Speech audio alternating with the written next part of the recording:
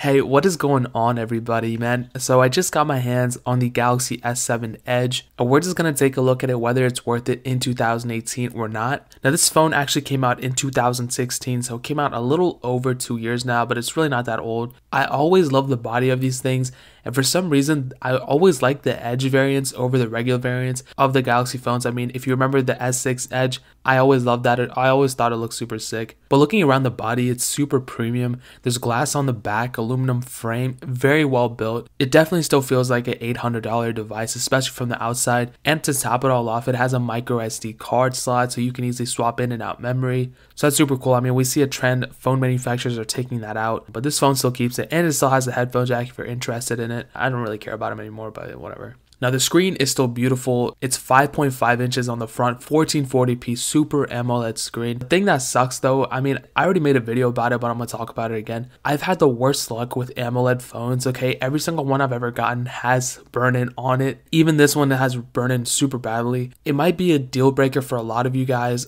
It definitely makes me feel, really uncomfortable inside, but if you guys don't really care about those things, then I would definitely recommend getting a used one or a certified refurbished one because they're so much cheaper, but I'll talk about that more in a minute. Now, turning on the phone, we actually have Android 8.0 Oreo, which is super surprising. I'm pretty sure it's supposed to be getting Android 9.0 or whatever it's called. Hopefully, they don't stop supporting it like they did with the Galaxy S6. They stopped that like a version early. They said it was going to get Android 8.0, but it never did. So I will forever be salty at Samsung for doing that. Now, overall performance is still very good. You have 4 gigabytes of RAM. You have an octa-core processor on some variants of the phone, and you have a quad-core processor and other variants, and you also have an Adreno 530 GPU. Now, what does this all mean, right? These are just all specs and numbers. It pretty much means that you're going to have a great experience when you're using this phone. I mean, everything I've done to it, it handled just fine. I'm multitasking between apps, I'm watching videos, and then I'm transferring to other apps. I'm doing all sorts of stuff, and really, it doesn't really matter at this point because it'll be able to handle anything you do with it. You might have a few problems here and there, maybe like an extra second when to getting into multitasking,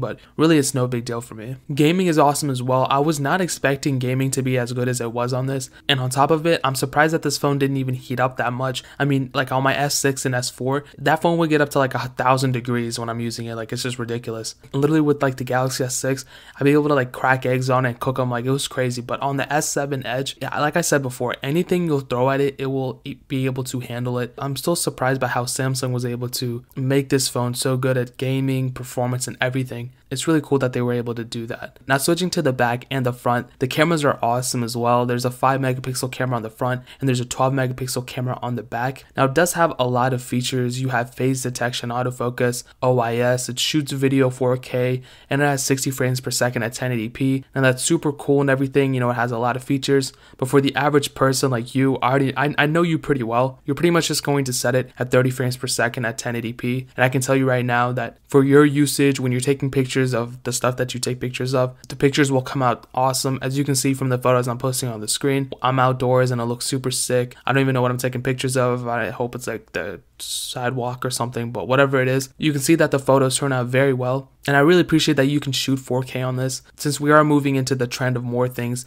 being able to do 4K, having this phone, you're kind of setting yourself up for success, especially in the camera department. Now, switching to the battery life, it's actually kind of a weird topic. Now, it's not horrible, but it's not that great either. It has a 3600 milliamp hour battery, which sounds great and it's definitely huge, but I would say it's more so in the middle of the road. I would say I could probably get a day out of it, but I don't know, something is sucking battery out of this thing like crazy. I went into settings in the battery and I couldn't find anything about it. Standby time is alright as well, but I will try to find out what the problem is. Maybe I do have a bad battery or something, but with the size of the battery, I can tell you that if you were to replace it, or if you were to get a new battery from someone, or if you can find a phone store around you that would replace it, the battery life will probably be better than my experience with it. So is the Galaxy S7 Edge worth it in 2018? I'm going to say absolutely. This phone is still super awesome. It's an amazing phone still. There's a lot of life left in it, whether you want to root it or custom ROM it, or even if you want to keep it stock. If you're in the market for a new phone or newish phone, I would definitely consider this one.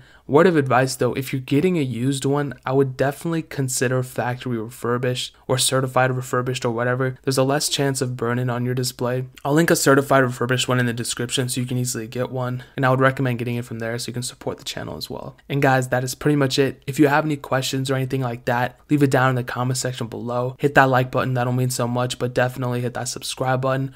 We're still doing the iPhone SE and iPhone 6s giveaway, so 2 random people are going to win either an iPhone 6s or an iPhone SE, and in order to enter, all you have to do is subscribe to the channel and follow me on Twitter and Instagram. All those links will be down in the description, and I'll also leave a link to the video explaining more about the giveaway so you can easily enter and learn more about it. But more importantly than everything else, I love every single one of you guys, and hopefully I'll catch you guys in the next video. Peace out till then.